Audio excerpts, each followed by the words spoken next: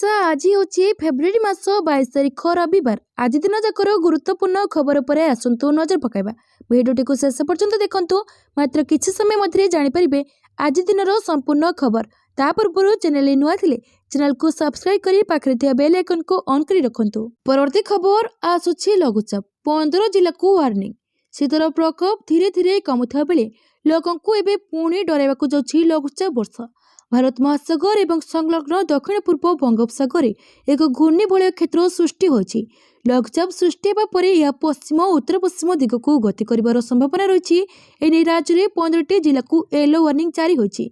यह प्रभाव में आसंता 23 तारिख राज्यर केतेक स्थान में बिजुली घड़घड़ी सह हालुकारू मध्यम वर्षा हेबार संभावना रहिछि। केउंझर, सुंदरगढ़, मयूरभंज, बालेश्वर, जाजपुर, पुरी, कटक, खर्दा, केन्द्रापड़ा, जगतसिंहपुर, नुआपड़ा, कलाहांडी, रायगड़ा, नवरंगपुर, मालकानगिरी भली जिले में हालुकारू मध्यम धरणर वर्षा हेबार संभावना रही। सेहीपरि 24 तारिख पर खर्दा, कटक, मयूरभंज बिजुली और घड़घड़ी सह वर्षा हेबार पूर्वानुमान करिछि पाणीपाग विभाग।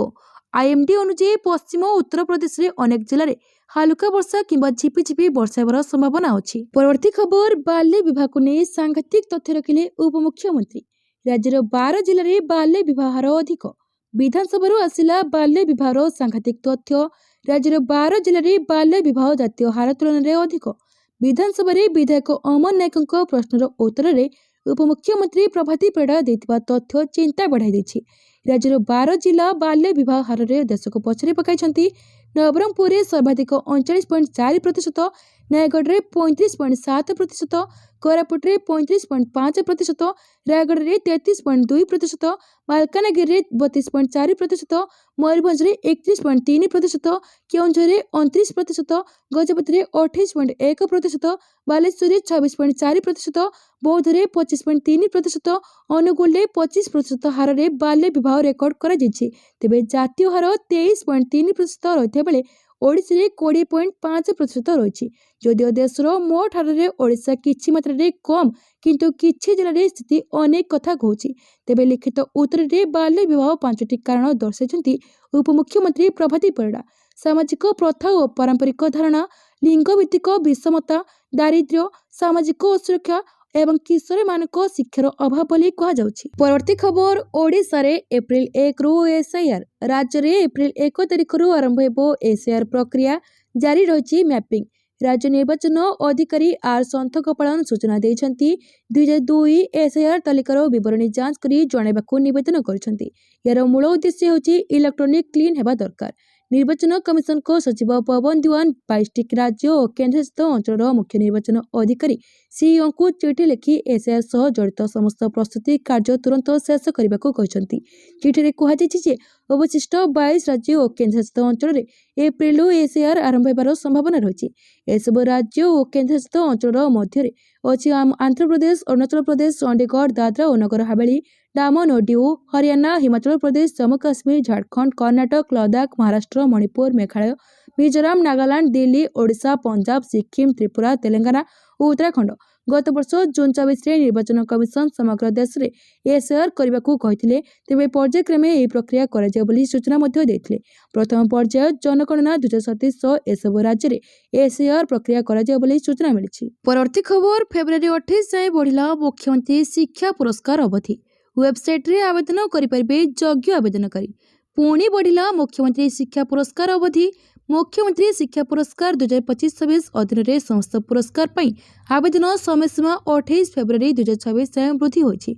योग्य आवेदनकारी को वेबसाइट को जाई आवेदन करें। जिला शिक्षा अधिकारी और ब्लॉक शिक्षा अधिकारी आवेदन रे कहल करा जायछि। पूर्व कार्यरत जिला और ब्लॉक रे 2024 मार्च 31 भितर जोग देथिले आवेदन करें। मुख्यमंत्री शिक्षा पुरस्कार पर आवेदन समय सीमा पूर्व फेब्रुआरी 5 तारिख जाए बढ़ा जाइतिला। परे आसंता 18 तारिख को पुनः वृद्धि करा जाइतिला। एबे समय सीमा फेब्रुआरी 28 जाए वृद्धि करा जाइछि। एने विद्यालय और गणशिक्षा विभाग पक्षरु सूचना दिया जाइछि। परवर्ती खबर अबकारी मंत्री को बड़ सूचना। एणिकी काच बोतल बदल रे मोटा कागज खोल रे मिलिबो मद। शनिवार गृह रे अबकारी मंत्री पृथ्वीराज हरिचंदन एक बड़ सूचना दैछंती। सनातन महाकुड़ प्रश्नर उत्तर में अबकारी मंत्री उत्तर रखी कहते काच बोतल बदल में फ्रुटी भली मोटा कागज कल एणिकी मद मिल। काच बोतल परिवर्ते टेट्रा पैक व्यवहार कर जहाँ परिवेश सुरक्षा अनुकूल अटे। सरकार काच बोतलर पुनः व्यवहार पर उत्साहित करुवा मंत्री कहते। राज्य में क्रमागत भाव मद बिक्री बढ़ी चली 10 मासरे 6569 कोटी टंकार राज्यवासी मद पीछे 2023-24 मद बिक्री 7216 कोटी राजस्व आदाय होता बेले 2024-25 8195 कोटी राजस्व आदाय होता मंत्री कहते। परवर्ती खबर कृषि और आनुषंगिक क्षेत्र निमंते 42,492 कोटी टंकार बजेट अटकल। राज्य सरकार 2026-27 आर्थिक वर्ष पर 3,10,000 कोटी टंकार साधारण बजेट आनी। आर्थिक वर्ष 2026-27 लगी कृषि और आनुषंगिक क्षेत्र निमंते राज्य सरकार 42,492 कोटी टंकार बजेट अटकल करछंती। यह मोट बजेट्र 13.7%, जीएसटीपी 3.8%, 2025-26 आर्थिक वर्ष बजेट अटकल तुलन में 12.3% वृद्धि पाई। गत आर्थिक वर्ष में कृषि बजेट आकार 37,838 कोटी टंकार थिबा बेले चलित बजेट रे यह 42,492 कोटी टंका वृद्धि पाई। बजेटर समृद्ध कृषक योजना अधीन में क्विंटाल पिछा 3100 टंका मूल्य धान क्रय पर 6,088 कोटी टंकार प्रस्ताव रही। चाषी को समयोचित पैठ और धान संग्रह प्रक्रिया पर खाद्य जोगाण और खाउटी कल्याण विभाग अधीन में 5,000 कोटी टंकार एक आवर्तन पांठि गठन कर ग्रामांचल और सहरांचल चाषी जमी मालिक भूमिहीन परिवार और विशेष भाव संवेदनशील जनजाति पाखरे अतिरिक्त सहायता निमंते प्रधानमंत्री किसान योजना को मुख्यमंत्री किसान योजना जरिए कार्यकारी करने 2030 कोटी टंकार प्रस्ताव रखा जायछि। परवर्ती खबर हाईकोर्ट को गुरुत्वपूर्ण राय। पुआ बोहू को निज संपत्ति बेदखल करें माँ। वृद्ध पितामाता को मानसिक और शारीरिक निर्यातना देउथिबा पुआ बोहू उद्देश्य हाईकोर्ट कड़ा चेतावनी देइछन्ति।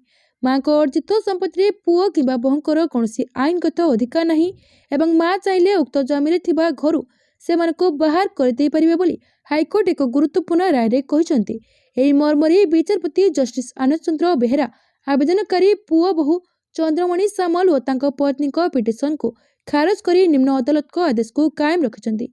एही परिप्रेक्षी रे हाईकोर्ट कहिसन्ति जे हिंदू उत्तराधिकारी आईन रो धारा 14 अनुसार माँ को नाम संपत्तिर से पूर्ण मालिकाणी एवं से घरे रहिबा पई पुआ बोहूंकर कौनसी आईनगत अधिकार नहीं।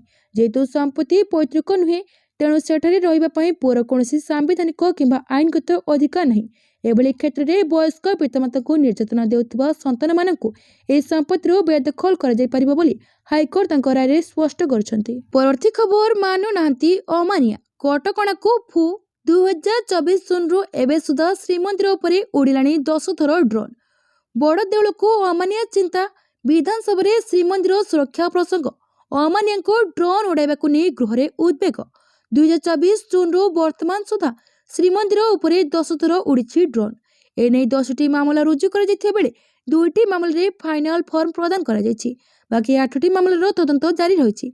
सेपरी जून 2024 वर्तमान सुधा श्रीमंदिर परिसर को 700 जन व्यक्ति अनधिकृत भाव मोबाइल फोन धरी प्रवेश करछन्ति, जो 6,93,000 टंका जरिमाना आदाय होइछि। एही घटना रे सिंहदरा थाना रे 9टी मामला रुजु कर बेले 7टीर फैसला होइछि और 2टी मामलार तदंत चलिछि। श्रीमंदिर भितरे परिसर रे बेआईन भावे फोटो वीडियो उत्तोलन करी सोशल मीडिया रे 8 थर प्रसारण करिथिबार नजर को आसिथिबारु सिंहदरा थाना रे 8टी मामला रुजु करा जायछि। सेथि मध्यरु 5टी मामलार तदंत सरिछि और 3टी मामला विचाराधीन अछि। एने विधानसभा रे आईन मंत्री पृथ्वीराज हरिचंदन लिखित उत्तर रखिछन्ति। परवर्ती खबर राज्य रे प्रतिष्ठा एवं 4 नुआ विश्वविद्यालय केन्द्रापड़ा जगतसिंहपुर भद्रक और झारसुगुड़ा पई बजेट रे घोषणा। राज्य रे प्रतिष्ठा एवं 4टी नुआ विश्वविद्यालय केन्द्रापड़ा जगतसिंहपुर भद्रक और झारसुगुड़ा जिला मुख्यालय 4टी नुआ विश्वविद्यालय प्रतिष्ठा करेंगे सरकार। एनएपी 2020 अनुसार एठारे स्नातकोत्तर शिक्षादान दिज्व। विधानसभा 2026-27 आर्थिक वर्ष पर बजेट उपस्थापन करने बेले एक घोषणा कर मुख्यमंत्री मोहन चरण माझी। एथर 3,10,000 कोटी ओडिशा बजेट जानतु क्यों क्षेत्र को कौन मिला। 2047 सुधा विश्व दक्षता केन्द्र 7टी कैंपस प्रतिष्ठा सह 2036 मसीहा पूर्व 5टी कैंपस प्रतिष्ठा कराजिबो। संबलपुर और ब्रह्मपुर 278 कोटी टंकार 2टी नूतन कैंपस प्रतिष्ठा कराजिबो। पारादीप और बलांगीर 2टी नूतन सरकारी इंजीनियर कॉलेज स्थापन कराजिबो। कॉलेज उत्कर्ष आईटीआई योजना पर 500 कोटी व्यय बराद करा जायछि। परवर्ती खबर नवीन गला बेले सुस्थ अर्थनीति देथिले बीजेपी गला बेले असुस्थ अर्थनीति देजिबो। राज्य बजेट को नहीं बीजेडी प्रेस मीट सरकार को ऊपर बर्षिले बीजेडी नेता କହିଲେ ବିଜେଡି ସଭାପତି ଗତକାଲି ଗୋଟିଏ ବାକ୍ୟରେ ଉତ୍ତର ଦେଇଛନ୍ତି ବଜେଟ୍ର ଆକାର ବଢ଼ାଇଛନ୍ତି ବୋଲି ସରକାର ବାହାସ୍ପଟି ମାରୁଛନ୍ତି। ଏହା ବିଜେପିର ତୃତୀୟ ବଜେଟ୍। ସରକାର ରାଜ୍ୟବାସୀଙ୍କୁ ଋଣ ଭାରରେ ବୁଡ଼ାଇ ଦେଇଛନ୍ତି। ନବୀନ ବାବୁ ଦାୟିତ୍ୱ ନେଲା ବେଳେ ଓଡ଼ିଶା ଋଣ ଭାରରେ ବୁଡ଼ିଥିଲା, ହେଲେ ନବୀନ ଏହି ସ୍ଥିତିକୁ ବଦଳାଇଥିଲେ। ଗଲାବେଳେ ବିଜେପି ସରକାରକୁ ଏକ ସୁସ୍ଥ ଅର୍ଥନୀତି ଦେଇଥିଲେ, ହେଲେ ଏ ସରକାର ଗଲାବେଳେ ଏକ ଅସୁସ୍ଥ ଅର୍ଥନୀତି ଦେଇଯିବ। ବିଜେଡିର 24 ବର୍ଷ ଭିତରେ ଓଡ଼ିଶାର ଋଣ ଭାର 78,000 କୋଟି ଥିଲା ବେଳେ ଏବେ 1,55,000 କୋଟି ଟଙ୍କା ଋଣ ଭାର ହୋଇଗଲା। ଏମିତି ଚାଲିଲେ ରାଜ୍ୟ ଅନ୍ଧକାର ଭିତରକୁ ଚାଲିଯିବ। ଏ ବଜେଟ୍ରେ କୃଷକଙ୍କ ପାଇଁ କିଛି ନାହିଁ। ସ୍ୱାସ୍ଥ୍ୟ ବିଭାଗର ଅନୁଦାନ କମିଛି। ବେକାରୀ ସମସ୍ୟାର ସମାଧାନ ପାଇଁ କୌଣସି ବଜେଟ୍ ନାହିଁ। ଏ ବଜେଟ୍ ନିରାଶାଜନକ। ଏହା ପ୍ରଚାର ସର୍ବସ୍ୱ ବଜେଟ୍। ରାଜ୍ୟ ବଜେଟ୍କୁ ଖର୍ଚ୍ଚ କରିପାରୁନାହାନ୍ତି ସରକାର। କେନ୍ଦ୍ର ଅନୁଦାନ କମୁଛି, କୃଷି ବଜେଟ୍ କମୁଛି। ଆଜି ରାଜ୍ୟର ଅର୍ଥନୀତି ରେଡ୍ ଜୋନ୍କୁ ପ୍ରବେଶ କରୁଛି। ରାଜ୍ୟର ଅଭିବୃଦ୍ଧି କମୁଛି ଓ ଋଣ ଭାର ବଢ଼ିଛି। ଖୋଲା ବଜାରରୁ 40% ଋଣ କରାଯାଇଛି। ପରବର୍ତ୍ତୀ ଖବର, ସରକାରୀ କର୍ମଚାରୀଙ୍କୁ ବଡ଼ ଉପହାର, ବଢ଼ିବ ଡିଏ। ଅଷ୍ଟମ ବେତନ କମିଶନରେ ଏତିକି ହେବ ଦରମା। କେନ୍ଦ୍ର ସରକାରୀ କର୍ମଚାରୀ ଏବଂ ପେନ୍ସନଭୋଗୀଙ୍କ ପାଇଁ ଖୁସି ଖବର। ଖୁବ୍ ଶୀଘ୍ର କେନ୍ଦ୍ର ସରକାର ମହଙ୍ଗା ଭତ୍ତା ବୃଦ୍ଧି ନେଇ ଘୋଷଣା କରିପାରନ୍ତି। ଜାନୁଆରୀ 2026ରୁ କର୍ମଚାରୀଙ୍କ ଡିଏରେ 2% ବୃଦ୍ଧି ହେବା ପ୍ରାୟ ନିଶ୍ଚିତ ହୋଇଯାଇଛି। ଚଳିତ ବର୍ଷ ମାର୍ଚ୍ଚ 4 ତାରିଖରେ ହୋଲି ପଡ଼ୁଥିବା ବେଳେ କର୍ମଚାରୀଙ୍କୁ ଖୁସି ଖବର ପାଇଁ ସରକାର ହୋଲି ପୂର୍ବରୁ ଏହି ବର୍ଦ୍ଧିତ ଡିଏ ଘୋଷଣା କରିବାର ସମ୍ଭାବନା ରହିଛି। ଯଦି ଏହି 2% ବୃଦ୍ଧି ଘଟେ, ତେବେ ବର୍ତ୍ତମାନ ମିଳୁଥିବା 58% ମହଙ୍ଗା ଭତ୍ତା ବଢ଼ି 60%ରେ ପହଞ୍ଚିବ। ପରବର୍ତ୍ତୀ ଖବର, ଏହି ଦିନ ଆସିବ ପିଏମ୍ କିଷାନର 22ତମ କିସ୍ତି। ଜାଣନ୍ତୁ କେମିତି ଚେକ୍ କରିବେ ଷ୍ଟାଟସ୍। ପିଏମ୍ କିଷାନ ଯୋଜନାର ହିତାଧିକାରୀଙ୍କ ପାଇଁ ଗୁରୁତ୍ୱପୂର୍ଣ୍ଣ ଖବର। ଦେଶର କୋଟି କୋଟି ଚାଷୀ ଏବେ 22ତମ କିସ୍ତିର ଅପେକ୍ଷାରେ ରହିଛନ୍ତି। ଜାନୁଆରୀ ପରେ ଏବେ ଫେବୃଆରୀ ମାସ ମଧ୍ୟ ଶେଷ ହେବାକୁ ଯାଉଛି, କିନ୍ତୁ ଚାଷୀଙ୍କ ମନରେ ସେଇ ଗୋଟିଏ ପ୍ରଶ୍ନ, ଆକାଉଣ୍ଟକୁ କେବେ ଆସିବ 2,000 ଟଙ୍କା? ଏହି ଅପେକ୍ଷାର ଅନ୍ତ କେବେ ହେବ, ସେ ନେଇ ଆସିଛି କିଛି ନୂଆ ତଥ୍ୟ। କେନ୍ଦ୍ର ସରକାରଙ୍କ ପକ୍ଷରୁ ଏପର୍ଯ୍ୟନ୍ତ 22ତମ କିସ୍ତି ପାଇଁ କୌଣସି ତାରିଖ ଘୋଷଣା କରାଯାଇ ନାହିଁ, କିନ୍ତୁ ବିଭିନ୍ନ ଗଣମାଧ୍ୟମ ରିପୋର୍ଟ ଅନୁସାରେ ଏହି ଅପେକ୍ଷା ଖୁବ୍ ଶୀଘ୍ର ଶେଷ ହୋଇପାରେ। ଅନୁମାନ କରାଯାଉଛି ଯେ ଚଳିତ ଫେବୃଆରୀ 24 ତାରିଖ ସୁଦ୍ଧା ଚାଷୀଙ୍କ ଖାତାକୁ ଟଙ୍କା ପଠାଯାଇପାରେ। ଏପରିକି ହୋଲି ପୂର୍ବରୁ ସରକାର ଚାଷୀଙ୍କୁ ଏହି ବଡ଼ ଉପହାର ଦେଇପାରନ୍ତି ବୋଲି ଚର୍ଚ୍ଚା ହେଉଛି। ଯଦି ଆପଣ ନିଜର କିସ୍ତି ସମ୍ପର୍କରେ ଜାଣିବାକୁ ଚାହୁଁଛନ୍ତି, ତେବେ ଏହି ସହଜ ଉପାୟ ଆପଣନ୍ତୁ। ପ୍ରଥମେ pmkisan.gov.in ୱେବସାଇଟ୍କୁ ଯାଆନ୍ତୁ। ହୋମ୍ ପେଜ୍ରେ ଥିବା ଫାର୍ମର୍ସ କର୍ଣ୍ଣର ଲିଙ୍କ ଉପରେ କ୍ଲିକ୍ କରନ୍ତୁ। ଏହାପରେ ନୋ ୟୋର ଷ୍ଟାଟସ୍ କ୍ଲିକ୍ କରନ୍ତୁ। ନିଜର ରେଜିଷ୍ଟ୍ରେସନ ନମ୍ବର ଏବଂ କ୍ୟାପ୍ଚା କୋଡ୍ ଦିଅନ୍ତୁ। ମୋବାଇଲକୁ ଆସିଥିବା OTP ଦେବା ପରେ ଆପଣ ନିଜ କିସ୍ତିର ସ୍ଥିତି ଜାଣିପାରିବେ। ପରବର୍ତ୍ତୀ ଖବର, 1 ଏପ୍ରିଲରୁ ବଦଳିବ ଟୋଲଗେଟ୍ ନିୟମ। ଦେବାକୁ ପଡ଼ିବନି ଟଙ୍କା। ନ୍ୟାସନାଲ ହାଇୱେରେ ଯାତ୍ରା କରୁଥିବା ଲୋକଙ୍କ ପାଇଁ ଏକ ବଡ଼ ଖବର ସାମ୍ନାକୁ ଆସିଛି। ସରକାର 1 ଏପ୍ରିଲ 2026ଠାରୁ ଟୋଲ୍ ପ୍ଲାଜାରେ କ୍ୟାସ୍ ଲେନଦେନକୁ ପୁରାପୁରି ବନ୍ଦ କରିବା ପାଇଁ ପ୍ରସ୍ତୁତି ନେଉଛି। ସରକାର ଟୋଲ୍ ଟ୍ୟାକ୍ସ ଆଦାୟ ପ୍ରକ୍ରିୟାକୁ ସମ୍ପୂର୍ଣ୍ଣ ଡିଜିଟାଲ କରିବାକୁ ଚାହୁଁଛି। ଏହା ଫଳରେ ଆସନ୍ତା ସମୟରେ ଟୋଲ୍ ପେମେଣ୍ଟ ପାଇଁ ଫାସ୍ଟ୍ୟାଗ ଓ UPI ପରି ଡିଜିଟାଲ ମାଧ୍ୟମରେ ନିର୍ଭର କରିବାକୁ ପଡ଼ିବ। ବର୍ତ୍ତମାନ ନିୟମ ଅନୁସାରେ ଯଦି ଗାଡ଼ିରେ ଭ୍ୟାଲିଡ୍ ଫାସ୍ଟ୍ୟାଗ ନାହିଁ କିମ୍ବା ଏହା କାମ କରୁନାହିଁ, ତେବେ 2 ଗୁଣା ଟୋଲ୍ ଦେବାକୁ ପଡ଼ୁଛି। ସେପରି UPI ଦ୍ୱାରା ପେମେଣ୍ଟ କଲେ ଗାଡ଼ିର କ୍ୟାଟେଗୋରୀ ଅନୁଯାୟୀ ପ୍ରାୟ 1.25 ଗୁଣା ଟୋଲ୍ ଦେବାକୁ ପଡ଼ୁଛି।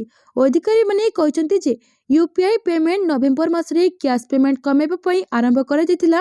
ଏହି ସମୟରେ ମୋଟ ଟୋଲ୍ କଲେକ୍ସନର ପ୍ରାୟ 2% ଥିଲା, ଯାହା ଏବେ ବଢ଼ୁଛି ଏବଂ କ୍ୟାସ୍ ପେମେଣ୍ଟରେ କମିବା ଦେଖାଯାଉଛି। ପରବର୍ତ୍ତୀ ଖବର, ପୁରୀରେ ନିର୍ମାଣ ହେବ ବିଶ୍ୱସ୍ତରୀୟ ସଂଗ୍ରହାଳୟ ଓ ଲାଇବ୍ରେରୀ।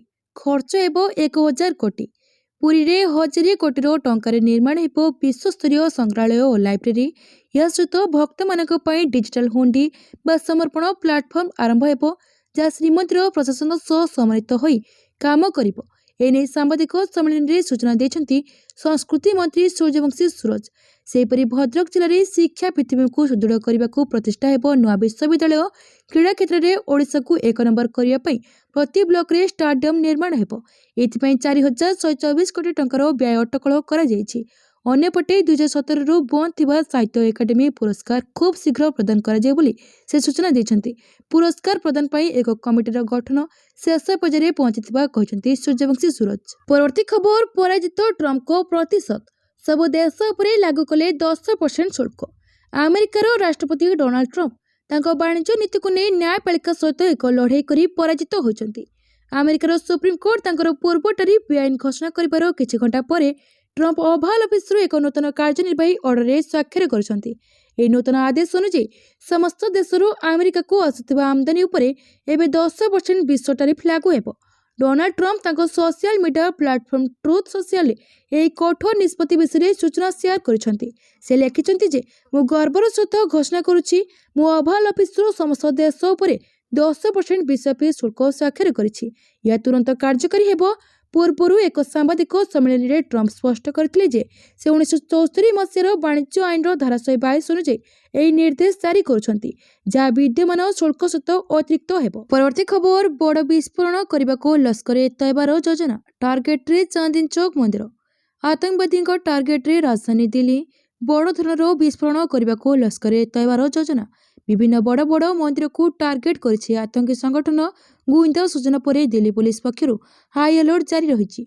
पुणी थे जातीय राजधानी दिल्ली में आतंकवादी आक्रमण नहीं सतर्कता जारी कर सुरक्षा एजेंसी।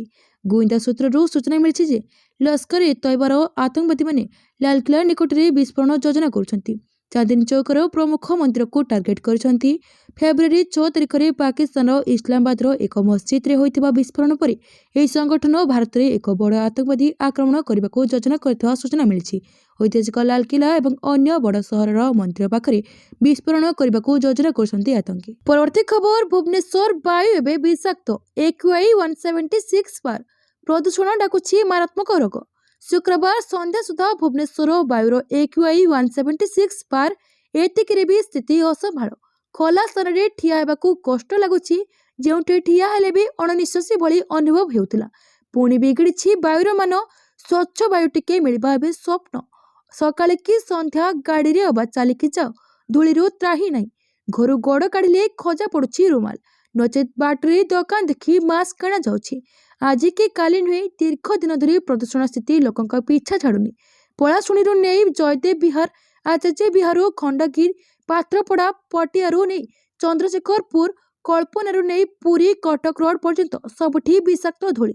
एमिति सेमिति धूली नुहे कला और नाली मचमच पाउडर भली देखा जाउछि जा शरीर में लगिले कुंडेई होछि आखिर पानी गड़ुछि। केवल सहर नुहे उपकंठ धौली बालियंता बालकाटी सह बांकुआल जाइबी धूली प्रदूषण लोकों को आक्तामक्ता कर पकाउछि। परवर्ती खबर 23 रे हेबनी मुख्यमंत्री को अभियोग शुणाणी। बजेट अधिवेशन चलुथिबारु शुणाणी स्थगित। आसंता 23 तारिख में भुवनेश्वर में मुख्यमंत्री को जन अभियोग शुणाणी बंद रहिबो। सप्तदश विधानसभा षष्ठ अधिवेशन चलुथिबारु अभियोग शुणाणी बंद रहिबो बोली साधारण प्रशासन और साधारण अभियोग विभाग पक्षरु सूचना मिली। विधानसभा अधिवेशन चलुथिबारु मुख्यमंत्री और अन्य मंत्रीगण व्यस्त थिबारु शुणाणी को स्थगित रखा जायछि। मुख्यमंत्री को अभियोग शुणाणी परवर्ती तारीख जनसाधारण को खबर कागज तथा अन्य गणमाध्यम जरिए सूचना दिया बोली विभाग सूचना देछि। परवर्ती खबर पुणी बढ़िला सोना और रूपा दाम। गहना किणवा पूर्व नजर पकांतु क्यों सहर में केते रही सोना दर। तेबे जदि आपण आज सोना किणवाकू चाहुचंती बा योजना करिसंती तेबे प्रथमे जानि नियंतु आजिर सोना दर। आज भारतीय बजार में 24 कैरेट सोना 1,69,280 टंका रही। सेपरी 22 कैरेट सोनार दर 1,46,000 टंका छुईंछि। सेपरी राजधानी भुवनेश्वर 24 कैरेट सोना मूल्य 10 ग्राम पिछा 1,69,280 टंका रही बेले 22 कैरेट सोनार मूल्य 1,46,000 टंका को छुईंछि। सेपरी मुंबई में 24 कैरेट मूल्य 1,69,280 टंका और 22 कैरेट सोनार मूल्य 1,46,000 टंका छुईंछि। परवर्ती खबर सबु वर्गर लोकों आशा और आकांक्षा को पूर्ण करिबो बजेट। धर्मेंद्र 2026-27 आर्थिक वर्ष पर ओडिशा विधानसभा में उपस्थापित प्राय 3,10,000 कोटी टंकार बजेट विकसित ओडिशा पर कल्याणकारी और दूरदर्शी बजेट। यह ओडिशार शिक्षा दक्षता शिल्प कृषि और पर्यटन भित्तिभूमिर विकास सबु वर्गर लोकों आशा और आकांक्षा को पूर्ण करिबो बोली केंद्र शिक्षा मंत्री तथा संबलपुर सांसद धर्मेंद्र प्रधान कहते। चलित बजेट्रु राज्यर गरीब चाषी महिला युव अनुसूचित जाति अनुसूचित जनजाति और वंचित वर्गर लोक मैंने विशेष भाव उपकृत हेबे। चलित बजेट्रे जातीय शिक्षा नीति 2020 आधार केन्द्रापड़ा जगतसिंहपुर भद्रक और झारसुगुड़ा जिले में नूतन विश्वविद्यालय स्थापन करने पारादीप और बलांगीर 2टी नूतन सरकारी इंजीनियरिंग कॉलेज चिपिलिमारे पशु चिकित्सा विज्ञान महाविद्यालय और संबलपुर और ब्रह्मपुर 278 कोटी टंका विनियोग विश्व दक्षता केन्द्र 2टी नूतन कैंपस प्रतिष्ठा करने घोषणा होईछि। परवर्ती खबर कोर्टको उपर एक कार्यानुष्ठान ग्रहण करने को पड़िबो। विचारपति बर्षिले ट्रम्प। अमेरिका राष्ट्रपति डोनाल्ड ट्रम्प और न्यायपालिका मध्य एक बड़ सांविधानिक तथा वाणिज्यिक विवाद देखा देछि। एक ऐतिहासिक राय रे अमेरिकार सुप्रीमकोर्ट राष्ट्रपति ट्रम्पଙ୍କ द्वारा लागू କରାଯାଇଥିବା ଅନେକ ଶୁଳ୍କକୁ ବେଆଇନ ଘୋଷଣା କରିଛନ୍ତି। କୋର୍ଟଙ୍କ ଆଦେଶରେ କ୍ରୋଧିତ ହୋଇ ଟ୍ରମ୍ପ କେବଳ ବିଚାରପତିମାନଙ୍କୁ ସମାଲୋଚନା କରିବା ସହିତ ତୁରନ୍ତ କାର୍ଯ୍ୟକାରୀ ହେଉଥିବା ଏକ ନୂତନ 10% ବିଶ୍ୱ ଶୁଳ୍କ ଘୋଷଣା କରିଛନ୍ତି। ମୁଖ୍ୟ ବିଚାରପତିଙ୍କ ଅଧ୍ୟକ୍ଷତାରେ ଗଠିତ ଖଣ୍ଡପୀଠ 6-3 ବହୁମତରେ ରାୟ ଦେଇଥିଲେ ଯେ ରାଷ୍ଟ୍ରପତି ଡୋନାଲ୍ଡ ଟ୍ରମ୍ପ ଶୁଳ୍କ ଲାଗୁ କରିବା ପାଇଁ ଜରୁରୀକାଳୀନ ଆଇନର ଅପବ୍ୟବହାର କରୁଛନ୍ତି। ଏହି ମାମଲାଟି ମୁଖ୍ୟତଃ 1977 ମସିହାରେ ଆନ୍ତର୍ଜାତୀୟ ଜରୁରୀକାଳୀନ ଅର୍ଥନୈତିକ ଶକ୍ତି ଆଇନ ସହିତ ଜଡ଼ିତ ଥିଲା। କୋର୍ଟ ସ୍ପଷ୍ଟ କରିଥିଲେ ଯେ ଏହି ଆଇନ ଅନୁଯାୟୀ ରାଷ୍ଟ୍ରପତି ଜରୁରୀକାଳୀନ ସମୟରେ ବାଣିଜ୍ୟକୁ ନିୟନ୍ତ୍ରିତ କରିପାରିବେ, କିନ୍ତୁ ମନ ଇଚ୍ଛା ଶୁଳ୍କ ଲାଗୁ କରିବାର ଅଧିକାର ତାଙ୍କର ନାହିଁ। ଟ୍ରମ୍ପ ପ୍ରଥମେ ମେକ୍ସିକୋ, କାନାଡା, ଚୀନ ଓ ପରେ ଭାରତ ସମେତ ବହୁ ଦେଶ ଉପରେ ଭାରୀ ଶୁଳ୍କ ଲାଗୁ କରିବା ପାଇଁ ଏହି ଆଇନର ଅପବ୍ୟବହାର କରିଥିଲେ। ପରବର୍ତ୍ତୀ ଖବର, ଭୁବନେଶ୍ୱରରେ ଖୋଲିବ ଗ୍ଲୋବାଲ ଭିସା ଆପ୍ଲିକେସନ ସେଣ୍ଟର। ଭୁବନେଶ୍ୱରରେ କାର୍ଯ୍ୟକ୍ଷମ ହେବ ଏକ VFS global visa application centre. 2026 April 1 ଅର୍ଥାତ୍ ଓଡ଼ିଶା ଦିବସ ଅବସରରେ ଭୁବନେଶ୍ୱରରେ କାର୍ଯ୍ୟକ୍ଷମ ହେବ ଏକ VFS global visa application centre. ଏନେଇ କେନ୍ଦ୍ର ଶିକ୍ଷାମନ୍ତ୍ରୀ ଧର୍ମେନ୍ଦ୍ର ପ୍ରଧାନଙ୍କୁ ପତ୍ର ଲେଖି VFS ଗ୍ଲୋବାଲ ଗ୍ରୁପର ପ୍ରତିଷ୍ଠାତା ତଥା CEO ଜୁବିନ କାରକାରିଆ ସୂଚନା ଦେଇଛନ୍ତି। ଓଡ଼ିଶାରୁ ବିଦେଶକୁ ଉଚ୍ଚଶିକ୍ଷା ଓ ବ୍ୟବସାୟ ପାଇଁ ଯାଉଥିବା ଯୁବବର୍ଗଙ୍କ ସୁବିଧା ପାଇଁ ଧର୍ମେନ୍ଦ୍ର 2025 ସେପ୍ଟେମ୍ବର 2ରେ କେନ୍ଦ୍ର ବୈଦେଶିକ ବ୍ୟାପାର ମନ୍ତ୍ରୀ ଡକ୍ଟର ଏସ୍ ଜୟଶଙ୍କରଙ୍କୁ ପତ୍ର ଲେଖି ଏକ ସ୍ଥାନୀୟ କେନ୍ଦ୍ର ପ୍ରତିଷ୍ଠା ପାଇଁ ଅନୁରୋଧ କରିଥିଲେ। ଏଥିସହିତ ସେ VFSର ଗ୍ଲୋବାଲ CEO ଜୁବିନ କାରକାରିଆଙ୍କ ସହ ଆଲୋଚନା କରିଥିଲେ। VFSର ଗ୍ଲୋବାଲ CEO ଏହି ପ୍ରସ୍ତାବକୁ ସ୍ୱୀକାର କରି ଭୁବନେଶ୍ୱରରେ ଭିସା ଆବେଦନ କେନ୍ଦ୍ର ଖୋଲିବା ନେଇ କେନ୍ଦ୍ରମନ୍ତ୍ରୀଙ୍କୁ ପତ୍ର ଲେଖି ଜଣାଇଛନ୍ତି। ପରବର୍ତ୍ତୀ ଖବର, ସୁପର 8 ମୁକାବିଲା ପୂର୍ବରୁ ଭାରତକୁ ଶକ୍ତ ଧକ୍କା, ସିରାଜ ଆଘାତପ୍ରାପ୍ତ। T20 ବିଶ୍ୱକପ୍ 2026 ସୁପର 8 ମୁକାବିଲା ପାଇଁ ଭାରତୀୟ ଟିମ୍ ପ୍ରସ୍ତୁତ ହୋଇଛି। ତେବେ ଦକ୍ଷିଣ ଆଫ୍ରିକା ମ୍ୟାଚ୍ ପୂର୍ବରୁ ଟିମ୍ ଇଣ୍ଡିଆକୁ ଶକ୍ତ ଧକ୍କା ଲାଗିଛି। Star pace bowler Mohammed Siraj ଅଭ୍ୟାସ ସେସନରେ ଆଘାତପ୍ରାପ୍ତ ହୋଇଛନ୍ତି। ହର୍ଷିତ ରାଣା ଶେଷ ମୁହୂର୍ତ୍ତରେ ଆଘାତପ୍ରାପ୍ତ ହେବା ପରେ ତାଙ୍କ ସ୍ଥାନରେ ମହମ୍ମଦ ସିରାଜକୁ ସାମିଲ କରାଯାଇଥିଲା। ନେଟ୍ସରେ ସେ ବୋଲିଂ କରୁଥିବା ବେଳେ ହାର୍ଦ୍ଦିକ ପାଣ୍ଡ୍ୟା ଏକ ବଡ଼ ସଟ୍ ଖେଳିଥିଲେ। ବଲ୍ ତାଙ୍କ ଦେହରେ ବାଜିଥିଲା। ସିରାଜ ଯନ୍ତ୍ରଣାରେ ଚିତ୍କାର କରିବା ସହ ପଡ଼ିଆ ଛାଡ଼ିଥିଲେ। ତାଙ୍କ ଆଘାତ ସମସ୍ୟା କେତେ ଗୁରୁତର ତାହା ସ୍ପଷ୍ଟ ହୋଇନାହିଁ। ସିରାଜ ଆମେରିକା ବିପକ୍ଷରେ 3ଟି ୱିକେଟ୍ ନେଇଥିଲେ। ଏହାପରେ ସେ ଆଉ ଚୂଡ଼ାନ୍ତ ଏକାଦଶରେ ସାମିଲ ହୋଇନାହାନ୍ତି। ଜସପ୍ରୀତ ବୁମରା ଓ Hardeep Singh pace bowling attack ସମ୍ଭାଳୁଛନ୍ତି। ଭାରତ ଗ୍ରୁପ୍ ପର୍ଯ୍ୟାୟରେ ସମସ୍ତ ମ୍ୟାଚ୍ରେ ବିଜୟ ହାସଲ କରି ସୁପର 8କୁ ଉନ୍ନତି କହିଥିଲା। ପରବର୍ତ୍ତୀ ଖବର, ଟ୍ରମ୍ପଙ୍କୁ ସୁପ୍ରିମ ଝଟକା, ଟାରିଫ ରଦ୍ଦ କଲେ ଆମେରିକା ସୁପ୍ରିମକୋର୍ଟ। କହିଲେ ରାଷ୍ଟ୍ରପତିଙ୍କର ନାହିଁ ଟାରିଫ ଲଗାଇବାର କ୍ଷମତା। ମନ ଇଚ୍ଛା ଶୁଳ୍କ ଲଗାଇ ବିଶ୍ୱରେ ଅସ୍ଥିରତା ସୃଷ୍ଟି କରିଥିବା ଆମେରିକା ରାଷ୍ଟ୍ରପତି ଡୋନାଲ୍ଡ ଟ୍ରମ୍ପଙ୍କୁ ସୁପ୍ରିମ ପ୍ରହାର ବାଜିଛି। ବିଶ୍ୱବ୍ୟାପୀ ଟ୍ରମ୍ପ ଲଗାଇଥିବା ଶୁଳ୍କ ତଥା ଟାରିଫକୁ ଶୁକ୍ରବାର ଆମେରିକା ସର୍ବୋଚ୍ଚ ଅଦାଲତ ରଦ୍ଦ କରିଦେଇଛନ୍ତି। ଅନ୍ୟ ଦେଶ ଉପରେ ଲଗାଯାଇଥିବା ଏହି ଶୁଳ୍କକୁ ବେଆଇନ ଦର୍ଶାଇବା ସହିତ ଶୁଳ୍କ ଲଗାଇବାର କୌଣସି ଅଧିକାର ରାଷ୍ଟ୍ରପତିଙ୍କର ନାହିଁ ବୋଲି ସୁପ୍ରିମକୋର୍ଟ ସ୍ପଷ୍ଟ କରିଛନ୍ତି। ତେବେ ଶୁଳ୍କ ଲଗାଯାଇଥିବା ସବୁ ଦେଶ ସହ ଆମେରିକା ଯୁଦ୍ଧରେ ଲିପ୍ତ ନାହିଁ ବୋଲି ସୁପ୍ରିମକୋର୍ଟ କହିଛନ୍ତି। ଏହି ଶୁଳ୍କର ପରିସର, ସମୟ ଏବଂ ପରିମାଣର ମଧ୍ୟ କୌଣସି ସୀମା ନାହିଁ। କଂଗ୍ରେସ କ୍ଷମତା ଦେବା ପରେ ଯାଇ ସତର୍କତାର ସହ ଏଭଳି ଶୁଳ୍କ ଲଗାଇବାର ଥିଲା। ମାତ୍ର ରାଷ୍ଟ୍ରପତି ଲଗାଇଥିବା ଶୁଳ୍କରେ ଏଭଳି କିଛି କରାଯାଇ ନାହିଁ ବୋଲି ସୁପ୍ରିମକୋର୍ଟ କହିଛନ୍ତି। ଅନ୍ୟପଟେ ଶୁଳ୍କ ଉପରେ ସୁପ୍ରିମକୋର୍ଟ ଦେଇଥିବା ରାୟକୁ ରାଷ୍ଟ୍ରପତି ଟ୍ରମ୍ପ ସମାଲୋଚନା କରିଛନ୍ତି। ଏହା ଉପରେ ଅସନ୍ତୋଷ ପ୍ରକାଶ କରି ମୋ ପାଖରେ ବ୍ୟାକଅପ୍ ପ୍ଲାନ୍ ତଥା ଅନ୍ୟ ଯୋଜନା ଅଛି ବୋଲି ଟ୍ରମ୍ପ କହିଛନ୍ତି। ପରବର୍ତ୍ତୀ ଖବର, ପଶ୍ଚିମବଙ୍ଗ ଏସ୍ଆଇଆର୍କୁ ନେଇ ସୁପ୍ରିମକୋର୍ଟଙ୍କ ବଡ଼ ନିଷ୍ପତ୍ତି, ନ୍ୟାୟିକ ଅଧିକାରୀ କରିବେ ତଦାରଖ। ପଶ୍ଚିମବଙ୍ଗରେ ଆଗାମୀ ବିଧାନସଭା ନିର୍ବାଚନ ପୂର୍ବରୁ ଭୋଟର ତାଲିକାରେ ହେଉଥିବା ସ୍ୱତନ୍ତ୍ର ସଂଶୋଧନ ପ୍ରକ୍ରିୟାକୁ ନେଇ ସୁପ୍ରିମକୋର୍ଟ ଏକ ଗୁରୁତ୍ୱପୂର୍ଣ୍ଣ ରାୟ ଶୁଣାଇଛନ୍ତି। ପଶ୍ଚିମବଙ୍ଗ ସରକାର ଓ ଭାରତର ନିର୍ବାଚନ କମିଶନଙ୍କ ମଧ୍ୟରେ ଦେଖାଦେଇଥିବା ଘୋର ବିଶ୍ୱାସହୀନତାକୁ ଦୃଷ୍ଟିରେ ରଖି ଶୀର୍ଷ ଅଦାଲତ ଏହି ପ୍ରକ୍ରିୟାରେ ବିଚାର ବିଭାଗୀୟ ଅଧିକାରୀମାନଙ୍କୁ ସାମିଲ କରିବାକୁ ନିର୍ଦ୍ଦେଶ ଦେଇଛନ୍ତି। ପ୍ରଧାନ ବିଚାରପତି ସୂର୍ଯ୍ୟକାନ୍ତ, ବିଚାରପତି ଜୟମାଲ୍ୟା ବାଗ୍ଚି ଏବଂ ବିଚାରପତି ବିପୁଲ ଏମ୍ ପାଞ୍ଚୋଲିଙ୍କୁ ନେଇ ଗଠିତ ଖଣ୍ଡପୀଠ ଶୁକ୍ରବାର କୋଲକାତା ହାଇକୋର୍ଟର ମୁଖ୍ୟ ବିଚାରପତିଙ୍କୁ ଏହି ଦାୟିତ୍ୱ ଦେଇଛନ୍ତି। କୋର୍ଟଙ୍କ ନିର୍ଦ୍ଦେଶ ଅନୁଯାୟୀ ହାଇକୋର୍ଟ ଏବେ ଜିଲ୍ଲା ଜଜ୍ କିମ୍ବା ଅତିରିକ୍ତ ଜିଲ୍ଲା ଜଜ୍ ପାହ୍ୟାରେ କାର୍ଯ୍ୟରତ ଅଥବା ଅବସରପ୍ରାପ୍ତ ଅଧିକାରୀଙ୍କୁ ନିଯୁକ୍ତ କରିବେ, ଯେଉଁମାନେ ଭୋଟର ତାଲିକାରେ ଥିବା ତ୍ରୁଟି ଓ ଅଭିଯୋଗର ସମାଧାନ କରିବେ। ପରବର୍ତ୍ତୀ ଖବର, ସିଙ୍ଗଲ ମଦରଙ୍କ ସନ୍ତାନକୁ ପିତାଙ୍କ ପରିଚୟ ପଚରା ଯାଇପାରିବନି। ବମ୍ବେ ହାଇକୋର୍ଟ ଏକ ଗୁରୁତ୍ୱପୂର୍ଣ୍ଣ ରାୟରେ ବମ୍ବେ ହାଇକୋର୍ଟ ସ୍ପଷ୍ଟ ଭାବରେ କହିଛନ୍ତି ଯେ ଯଦି କୌଣସି ଶିଶୁକୁ କେବଳ ତାଙ୍କ ମା ପାଳନ କରୁଛନ୍ତି, ତେବେ ତାଙ୍କୁ ତାଙ୍କ ପିତାଙ୍କ ନାମ, ଉପନାମ କିମ୍ବା ଜାତି ସମ୍ପର୍କରେ ପଚରା ଯାଇପାରିବ ନାହିଁ। କୋର୍ଟ କହିଛନ୍ତି ପୁରୁଣା ପରମ୍ପରା ଉପରେ ଆଧାରିତ ଶିଶୁ ଉପରେ ପରିଚୟ ଲଦିବା ସମ୍ବିଧାନର ପରିପନ୍ଥୀ ହେବ। ବମ୍ବେ ହାଇକୋର୍ଟର ଔରଙ୍ଗାବାଦ ଖଣ୍ଡପୀଠ କହିଛନ୍ତି ଜଣେ ସିଙ୍ଗଲ ମଦରଙ୍କୁ ପୂର୍ଣ୍ଣ ଅଭିଭାବକ ଭାବରେ ଗ୍ରହଣ କରିବା ସହାନୁଭୂତି ନୁହେଁ, ବରଂ ଏକ ସାମ୍ବିଧାନିକ ଅଧିକାର। କୋର୍ଟ କହିଛନ୍ତି ଏହି ରାୟ ପୈତୃକାନ୍ତ୍ରିକ ଚାପରୁ ସାମ୍ବିଧାନିକ ପସନ୍ଦ ଆଡ଼କୁ ପରିବର୍ତ୍ତନର ସଂକେତ ହେଉଛି। ଏକ ବିକାଶଶୀଳ ସମାଜରେ ପିଲାର ପରିଚୟ ତାଙ୍କ ଜୀବନରେ ଉପସ୍ଥିତ ନଥିବା ପିତାଙ୍କ ସହିତ ଯୋଡ଼ିବା ପାଇଁ ସମାଜ ବାଧ୍ୟ କରିପାରିବ ନାହିଁ, ଯେତେବେଳେ ପିଲାର ମା ପାଳନ ପୋଷଣର ସମ୍ପୂର୍ଣ୍ଣ ଭାର ବହନ କରୁଛନ୍ତି। ସ୍କୁଲ ରେକର୍ଡରେ ନାମ ଓ ଜାତି ପରିବର୍ତ୍ତନ ପାଇଁ ଜଣେ 12 ବର୍ଷୀୟ ଝିଅ ଦ୍ୱାରା ଦାୟର କରାଯାଇଥିବା ଏକ ଆବେଦନ ଉପରେ କୋର୍ଟ ଏହି ରାୟ ପ୍ରଦାନ କରିଛନ୍ତି। ପରବର୍ତ୍ତୀ ଖବର, ବିଷାକ୍ତ ଗ୍ୟାସ୍ ଲିକ୍ ଓ ଉଗ୍ରବାଦୀ ଆକ୍ରମଣ, ଏକ ସ୍ତ୍ରୀ ଜଣଙ୍କ ଜୀବନ ଗଲା। ପଶ୍ଚିମ ଆଫ୍ରିକୀୟ ଦେଶ ନାଇଜେରିଆରୁ ଦୁଇଟି ଦୁଃଖଦ ଘଟଣା ସାମ୍ନାକୁ ଆସିଛି। ଏକ ରକ୍ତାକ୍ତ ଉଗ୍ରବାଦୀ ଆକ୍ରମଣରେ ବହୁ ଲୋକଙ୍କ ଜୀବନ ଯାଇଛି। ଅନ୍ୟପଟେ ଏକ ଶିଳ୍ପ ଦୁର୍ଘଟଣା ଅନେକ ପରିବାରକୁ ଉଜାଡ଼ି ଦେଇଛି। ଏହି ଦୁଇଟି ପୃଥକ ଘଟଣାରେ ଏପର୍ଯ୍ୟନ୍ତ ମୋଟ 61 ଜଣଙ୍କ ମୃତ୍ୟୁ ନିଶ୍ଚିତ ହୋଇଛି ଓ ଅନେକ ଆହତ ହୋଇଥିବା ଜଣାପଡ଼ିଛି। ପ୍ରଥମ ଘଟଣାଟି ନାଇଜେରିଆର ଉତ୍ତର ପଶ୍ଚିମ ରାଜ୍ୟ କେବିରେ ଘଟିଛି। ସେଠାରେ ସନ୍ଦିଗ୍ଧ ଡକାୟତଙ୍କ ଦ୍ୱାରା ହୋଇଥିବା ଆକ୍ରମଣରେ 33 ଜଣ ଲୋକଙ୍କ ଜୀବନ ଯାଇଛି। ପୋଲିସ ଅଧିକାରୀଙ୍କ ଅନୁଯାୟୀ ଆରଓଏ ସ୍ଥାନୀୟ ସରକାରୀ କ୍ଷେତ୍ରର ବୁଇ ଜିଲ୍ଲାରେ ଏହି ଆକ୍ରମଣ ଘଟିଥିଲା। ଉତ୍ତର ଅଞ୍ଚଳରେ ସକ୍ରିୟ ଥିବା ଲାକ୍ରା ଉଗ୍ରବାଦୀ ଗୋଷ୍ଠୀ ଏହି ଆକ୍ରମଣ ପଛରେ ଥିବା ଅନୁମାନ କରାଯାଉଛି। ପରବର୍ତ୍ତୀ ଖବର, ଦେଶର 12 ରାଜ୍ୟରେ 32 ନକଲି ବିଶ୍ୱବିଦ୍ୟାଳୟ ଚିହ୍ନଟ କଲା ୟୁଜିସି। ଦିଲ୍ଲୀ ତାଲିକାର ଶୀର୍ଷରେ। ବିଶ୍ୱବିଦ୍ୟାଳୟ ଅନୁଦାନ ଆୟୋଗ ଦେଶର 12 ରାଜ୍ୟରେ କାର୍ଯ୍ୟ କରୁଥିବା 32 ନକଲି ବିଶ୍ୱବିଦ୍ୟାଳୟ ଚିହ୍ନଟ କରିଛି। ଏହି ଘଟଣା ଛାତ୍ରଛାତ୍ରୀଙ୍କ ସୁରକ୍ଷା ଓ ଉଚ୍ଚଶିକ୍ଷାର ବିଶ୍ୱସନୀୟତା ଉପରେ ଏବେ ନୂଆ ଚିନ୍ତା ସୃଷ୍ଟି କରିଛି। ସଦ୍ୟତମ ତଥ୍ୟ ଦର୍ଶାଉଛି ଯେ ଗତ 2 ବର୍ଷ ମଧ୍ୟରେ ଏପରି ପ୍ରତିଷ୍ଠାନର ସଂଖ୍ୟା 20ରୁ 32କୁ ବୃଦ୍ଧି ପାଇଛି। ଏହା ଅନଧିକୃତ ବିଶ୍ୱବିଦ୍ୟାଳୟର ବଢ଼ନ୍ତା ସଂଖ୍ୟାକୁ ସୂଚିତ କରୁଛି। ଏନେଇ ୟୁଜିସି ଛାତ୍ରଛାତ୍ରୀ ଓ ଅଭିଭାବକମାନଙ୍କୁ ସତର୍କ ରହିବାକୁ ତଥା ଏହି ଶିକ୍ଷାନୁଷ୍ଠାନଗୁଡ଼ିକରେ ପ୍ରବେଶ ନ ନେବାକୁ ପରାମର୍ଶ ଦେଇଛି। ସେସବୁ ବିଶ୍ୱବିଦ୍ୟାଳୟ ୟୁଜିସି ଆଇନ ଅନୁଯାୟୀ ସ୍ୱୀକୃତିପ୍ରାପ୍ତ ନୁହେଁ ତଥା ବୈଧ ଡିଗ୍ରୀ ପ୍ରଦାନ କରିବାର ଅଧିକାର ବିଶ୍ୱବିଦ୍ୟାଳୟଗୁଡ଼ିକର ନାହିଁ।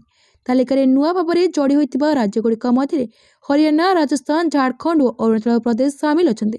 ଏସବୁ ରାଜ୍ୟରେ ଗୋଟିଏ ଲେଖାଏଁ ନକଲି ବିଶ୍ୱବିଦ୍ୟାଳୟ ଥିବାରୁ ରିପୋର୍ଟ ହୋଇଛି।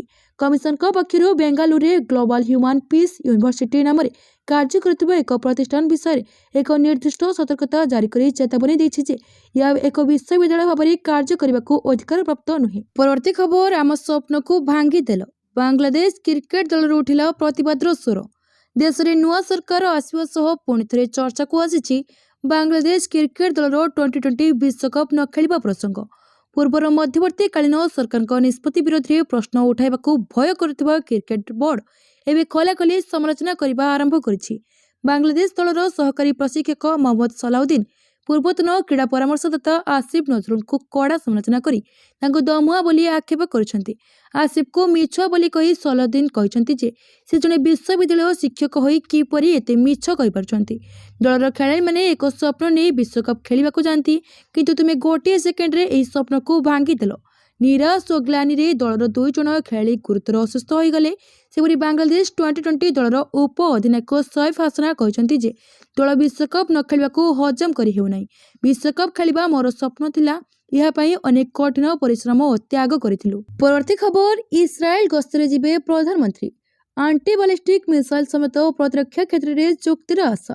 ପ୍ରଧାନମନ୍ତ୍ରୀ ନରେନ୍ଦ୍ର ମୋଦି ଫେବୃଆରୀ 25-26ରେ 2 ଦିନିଆ ଇସ୍ରାଏଲ ଗସ୍ତରେ ଯାଉଛନ୍ତି। ଏହି ଗସ୍ତ ପୂର୍ବରୁ ଭାରତ ଓ ଇସ୍ରାଏଲ ପ୍ରତିରକ୍ଷା ତଥା ରଣନୈତିକ ସହଯୋଗକୁ ଆହୁରି ମଜବୁତ କରିବା ପାଇଁ ପ୍ରସ୍ତୁତି କରୁଛନ୍ତି। ଉଭୟ ଦେଶ ନୂତନ ପ୍ରତିରକ୍ଷା ପ୍ରଯୁକ୍ତି ବିଦ୍ୟାରେ ମିଳିତ ଭାବରେ ସହଯୋଗ କରିବାକୁ ଚାହୁଁଛନ୍ତି। ଏହି ଗସ୍ତ ସମୟରେ ସୁରକ୍ଷା ସହଯୋଗ ଉପରେ ଏକ ବୁଝାମଣାପତ୍ର ସ୍ୱାକ୍ଷରିତ ହେବାର ଆଶା କରାଯାଉଛି। ତେବେ କୌଣସି ପ୍ରମୁଖ ପ୍ରତିରକ୍ଷା ଚୁକ୍ତି ସ୍ୱାକ୍ଷରିତ ହେବ ନାହିଁ, କାରଣ 2 ଦେଶ ମଧ୍ୟରେ ପ୍ରତିରକ୍ଷା ସହଯୋଗ ପୂର୍ବରୁ ଜାରି ରହିଛି। ଆଗାମୀ ବର୍ଷଗୁଡ଼ିକରେ ଏହି ସହଯୋଗ ପାଇଁ $10 ବିଲିୟନ ମୂଲ୍ୟର ହେବ ବୋଲି ଆକଳନ କରାଯାଉଛି। ପରବର୍ତ୍ତୀ ଖବର, ଜେଡସ୍କଲର ଓ ଭାରତୀ ଏୟାରଟେଲର ସହଯୋଗରେ ସାଇବର ଓ ଏଆଇ ଗବେଷଣାର ନୂଆ ପଦକ୍ଷେପ। କ୍ଲାଉଡ ସୁରକ୍ଷାରେ ଅଗ୍ରଣୀ ଜେଡସ୍କଲର ଆଇଏନସି ଭାରତର ସର୍ବବୃହତ ଦୂରସଞ୍ଚାର ସେବା ପ୍ରଦାନକାରୀ ଭାରତୀ ଏୟାରଟେଲ ସହିତ ସହଭାଗିତାରେ ଆଜି ଏଆଇ ଏବଂ ସାଇବର ବିପଦ ଗବେଷଣା କେନ୍ଦ୍ର ଭାରତ ଆରମ୍ଭ କରିବାର ଘୋଷଣା କରିଛି। ଏହି ବହୁ ଭାଗିଦାରୀ ଡିଜିଟାଲ ପ୍ରୟାସ ଜାତୀୟ ସାଇବର ସ୍ଥିରତାକୁ ଆଗକୁ ବଢ଼ାଇବ। ଭାରତର ଅର୍ଥନୈତିକ ଏବଂ ଜାତୀୟ ସୁରକ୍ଷା ପାଇଁ ଜରୁରୀ କ୍ଷେତ୍ର, ଶିଳ୍ପ ଏବଂ ସମ୍ପତ୍ତି, ଯେପରିକି ଦୂରସଞ୍ଚାର, ବ୍ୟାଙ୍କିଂ ଏବଂ ଶକ୍ତି ଏବଂ ଡିଜିଟାଲ ବ୍ୟବହାରକାରୀଙ୍କୁ ସୁରକ୍ଷା ଦେବା ଏବଂ ଭାରତର ଦ୍ରୁତ ବିସ୍ତାରିତ ଡିଜିଟାଲ ଇକୋସିଷ୍ଟମରେ ବିଶ୍ୱସ୍ତ ଏଆଇ ଗ୍ରହଣକୁ ତ୍ୱରାନ୍ୱିତ କରିବା ପାଇଁ ଉତ୍ସର୍ଗୀକୃତ। ଭାରତ ଦୀର୍ଘ ଦିନ ଧରି ଜେଟ୍ ସ୍କଲାର ପ୍ରଯୁକ୍ତିବିଦ୍ୟା ନବସୃଜନ ଏବଂ ସାଇବର ଗବେଷଣା ପାଇଁ ଏକ ପ୍ରମୁଖ କେନ୍ଦ୍ର ହୋଇସାରିଛି। ଦେଶରେ ଜେଟ୍ ସ୍କଲାର ଗବେଷଣା ପ୍ରତିଭାର ଏକ ଗୁରୁତ୍ୱପୂର୍ଣ୍ଣ ଅଂଶ ରହିଛି। ଏହି ଗବେଷଣା କେନ୍ଦ୍ର ଘରୋଇ କ୍ଷେତ୍ର, ସରକାରୀ କ୍ଷେତ୍ର, ଶିକ୍ଷାନୁଷ୍ଠାନ ଏବଂ ସରକାରଙ୍କ ମଧ୍ୟରେ ସହଯୋଗ ପାଇଁ ଜେଟ୍ ସ୍କଲାରର କାର୍ଯ୍ୟକୁ ଏକ ଜାତୀୟ ପ୍ଲାଟଫର୍ମରେ ବିସ୍ତାର କରିବ। ପରବର୍ତ୍ତୀ ଖବର, ଇରାନ ଉପରେ ସୀମିତ ସାମରିକ ଆକ୍ରମଣ ଯୋଜନା ପ୍ରକାଶ କଲେ ଟ୍ରମ୍ପ। ଆମେରିକା ରାଷ୍ଟ୍ରପତି ଡୋନାଲ୍ଡ ଟ୍ରମ୍ପ କହିଛନ୍ତି ସେ ଇରାନ ଉପରେ ସୀମିତ ସାମରିକ ଆକ୍ରମଣ ପାଇଁ ବିଚାର କରୁଛନ୍ତି। ଏହାର ଲକ୍ଷ୍ୟ ହେଉଛି ତେହେରାନକୁ ପରମାଣୁ କାର୍ଯ୍ୟକ୍ରମ ବନ୍ଦ କରିବା ପାଇଁ ଏକ ଚୁକ୍ତିରେ ରାଜି ହେବା ପାଇଁ ଚାପ ପକାଇବା। ଜଣେ ସାମ୍ବାଦିକଙ୍କ ପ୍ରଶ୍ନର ଉତ୍ତରରେ ଟ୍ରମ୍ପ ଏହା କହିଛନ୍ତି। ଟ୍ରମ୍ପଙ୍କୁ ପଚରାଯାଇଥିଲା, ଆଲୋଚନା ସମୟରେ ଆମେରିକା ସୀମିତ ସାମରିକ କାର୍ଯ୍ୟାନୁଷ୍ଠାନ ନେଇପାରିବ କି? ସେ କହିଥିଲେ, ମୁଁ ଭାବୁଛି ଏହା ଉପରେ ବିଚାର ଜରୁରୀ। ଏହି ସମୟରେ ଇରାନର ବୈଦେଶିକ ମନ୍ତ୍ରୀ ଆବାସ ଆରଘଚି ଆଶା ପ୍ରକାଶ କରିଛନ୍ତି ଯେ ଆଗାମୀ କିଛି ଦିନ ମଧ୍ୟରେ ଆମେରିକା ସହିତ ଏକ ପ୍ରସ୍ତାବିତ ଚୁକ୍ତି ପ୍ରସ୍ତୁତ ହେବ। ଟ୍ରମ୍ପଙ୍କ ବିବୃତିର କିଛି ଘଣ୍ଟା ପୂର୍ବରୁ ବୈଦେଶିକ ମନ୍ତ୍ରୀ ଆରଘଚି ଏକ ଟିଭି ସାକ୍ଷାତକାରରେ କହିଥିଲେ ତାଙ୍କ ଦେଶ ଆଗାମୀ 2ରୁ 3 ଦିନ ମଧ୍ୟରେ ଏକ ଡ୍ରାଫ୍ଟ ଚୁକ୍ତିକୁ ଚୂଡ଼ାନ୍ତ କରିବାକୁ ଯୋଜନା କରୁଛି। ଏହାକୁ ୱାଶିଂଟନ ପଠାଯିବ। ମୁଁ ଭାବୁନାହିଁ ଯେ ଏଥିରେ ଅଧିକ ସମୟ ଲାଗିବ। ହୁଏତ ଗୋଟିଏ ସପ୍ତାହ ମଧ୍ୟରେ ଆମେ ଆଲୋଚନା ଆରମ୍ଭ କରିପାରିବୁ ଓ ଏକ ନିଷ୍କର୍ଷରେ ପହଞ୍ଚିପାରିବୁ। ପରବର୍ତ୍ତୀ ଖବର, ଦାରା ସିଂଙ୍କ ମୁକ୍ତି ମାମଲାରେ ସୁପ୍ରିମକୋର୍ଟଙ୍କ ନିର୍ଦ୍ଦେଶ। ଜେଲ୍ ଦଣ୍ଡ କୋହଳ ନେଇ 2 ସପ୍ତାହ ମଧ୍ୟରେ ଓଡ଼ିଶା ସରକାର ତାଙ୍କ ନୀତି ସ୍ପଷ୍ଟ କରନ୍ତୁ। ଖ୍ରୀଷ୍ଟ ଧର୍ମ ପ୍ରଚାରକ ଗ୍ରାହାମ ଷ୍ଟେନ୍ସଙ୍କ ହତ୍ୟା ମାମଲାରେ ଦାରା ସିଂଙ୍କ ମୁକ୍ତି ନେଇ ଶୁକ୍ରବାର ସୁପ୍ରିମକୋର୍ଟ ଓଡ଼ିଶା ସରକାରଙ୍କୁ ଜେଲ୍ ଦଣ୍ଡ ହ୍ରାସ ନେଇ ରାଜ୍ୟର ନୀତି ସ୍ପଷ୍ଟ କରିବା ପାଇଁ ନିର୍ଦ୍ଦେଶ ଦେଇଛନ୍ତି। ବିଚାରପତି ମନୋଜ ମିଶ୍ର ଓ ବିଚାରପତି ମନମୋହନଙ୍କୁ ନେଇ ଖଣ୍ଡପୀଠଙ୍କ ନିକଟରେ ଏହି ମାମଲାରେ ଶୁଣାଣି ହୋଇଥିଲା। ଦାରାସେନାର ରାଷ୍ଟ୍ରୀୟ ଅଧ୍ୟକ୍ଷ ମୁକେଶ ସୈନ ଦାରା ସିଂଙ୍କୁ ଶୀଘ୍ର ମୁକ୍ତ କରିବା ସକାଶେ ତାଙ୍କର ପକ୍ଷ ରଖିଥିଲେ। ଦାରାସେନାର ଓକିଲ ଏପି ସିଂଙ୍କ ମଧ୍ୟ ଶୁଣାଣି ସମୟରେ ଦାରା ସିଂଙ୍କ ଦଣ୍ଡ କୋହଳ କରି ଶୀଘ୍ର ତାଙ୍କୁ ମୁକ୍ତ କରିବା ପାଇଁ ଓଡ଼ିଶା ସରକାରଙ୍କୁ ନିର୍ଦ୍ଦେଶ ଦେବାକୁ ଖଣ୍ଡପୀଠଙ୍କ ନିକଟରେ ତାଙ୍କ ଯୁକ୍ତି ଉପସ୍ଥାପନ କରିଥିଲେ। ପରବର୍ତ୍ତୀ ଖବର, ଭାରତ ବ୍ରାଜିଲ ସମ୍ପର୍କରେ ନୂଆ ଅଧ୍ୟାୟ, ବାଣିଜ୍ୟ ଚୁକ୍ତି ସ୍ୱାକ୍ଷରିତ। ଭାରତ ବ୍ରାଜିଲ ସମ୍ପର୍କରେ ଏକ ନୂତନ ଅଧ୍ୟାୟ ଯୋଡ଼ି ହୋଇଛି। ଉଭୟ ଦେଶ ମଧ୍ୟରେ ଏକ ବାଣିଜ୍ୟ ଚୁକ୍ତି ସ୍ୱାକ୍ଷରିତ ହୋଇଛି। ପ୍ରଧାନମନ୍ତ୍ରୀ ନରେନ୍ଦ୍ର ମୋଦି ଏବଂ ବ୍ରାଜିଲ ରାଷ୍ଟ୍ରପତି ଲୁଇଜ ଇନସିଓ ଲୁଲା ଡକ୍ଟର ସିଲଭାଙ୍କ ମଧ୍ୟରେ ଦ୍ୱିପାକ୍ଷିକ ଆଲୋଚନା ସମୟରେ ଉଭୟ ଦେଶର ଅର୍ଥନୀତିକୁ ବୃଦ୍ଧି କରିପାରୁଥିବା ପ୍ରମୁଖ ପ୍ରସଙ୍ଗ ଉପରେ ସହମତି ପ୍ରକାଶ ପାଇଛି। ରାଷ୍ଟ୍ରପତି ଲୁଲା ଏବଂ ତାଙ୍କ ପ୍ରତିନିଧି ମଣ୍ଡଳକୁ ଭାରତରେ ସ୍ୱାଗତ କରି ପ୍ରଧାନମନ୍ତ୍ରୀ ମୋଦି କହିଛନ୍ତି, ମୁଁ ରାଷ୍ଟ୍ରପତି ଲୁଲା ଏବଂ ତାଙ୍କ ପ୍ରତିନିଧି ମଣ୍ଡଳକୁ ଭାରତରେ ସ୍ୱାଗତ କରି ଆନନ୍ଦିତ। ଭାରତ ବ୍ରାଜିଲ ସମ୍ପର୍କ ତାଙ୍କ ଦୃଷ୍ଟିକୋଣ ଏବଂ ପ୍ରେରଣାଦାୟକ ନେତୃତ୍ୱରୁ ଦୀର୍ଘ ସମୟ ଧରି ଲାଭବାନ ହୋଇଛି। ପ୍ରଧାନମନ୍ତ୍ରୀ ନରେନ୍ଦ୍ର ମୋଦି ଉଲ୍ଲେଖ କରିଛନ୍ତି, ଗତ କିଛି ବର୍ଷ ମଧ୍ୟରେ ଦୁଇ ନେତା ଅନେକ ଥର ସାକ୍ଷାତ କରିଛନ୍ତି ଏବଂ ପ୍ରତ୍ୟେକ ଥର ରାଷ୍ଟ୍ରପତି ଲୁଲାଙ୍କ ଗଭୀର ବନ୍ଧୁତା ଏବଂ ଭାରତରେ ବିଶ୍ୱାସ ସ୍ପଷ୍ଟ ଭାବେ ଅନୁଭବ କରାଯାଇଛି।